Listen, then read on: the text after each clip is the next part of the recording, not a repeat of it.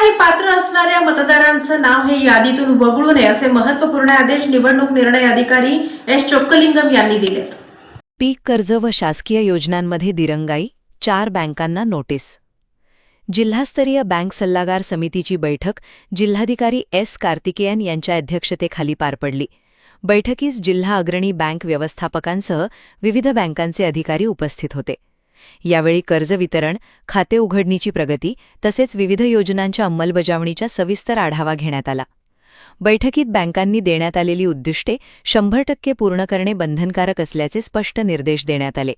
तसेच खाते उघडणीच्या कामात प्रत्येक बँकेने किमान 75% उद्दिष्ट गाठावे अशी सूचना करण्यात आली.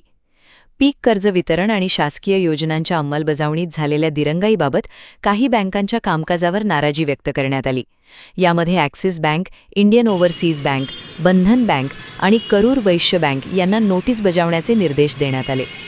बैठकीत नाबार्ड, ओबीसी महामंडळ, कृषी विभाग आणि जिल्हा उद्योग केंद्राच्या योजनांचाही आढावा घेण्यात आला. निधी उपलब्धता, योजनांची प्रगती आणि अंमलबजावणीतील अडचणींबाबत चर्चा करण्यात आली.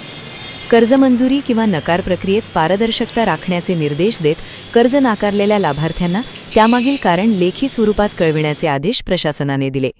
यावेळी बँक अधिकारी राम वाखारडे, कदम, जिल्हा अधीक्षक कृषी अधिकारी शुक्राचार्य भोसले, जिल्हा उद्योग केंद्राचे महाव्यवस्थापक उमेशचंद्र दंडगभाळ तसेच ओबीसी वित्तविकास महामंडळाच्या जिल्हा व्यवस्थापक वृषाली लहारे उपस्थित होत्या.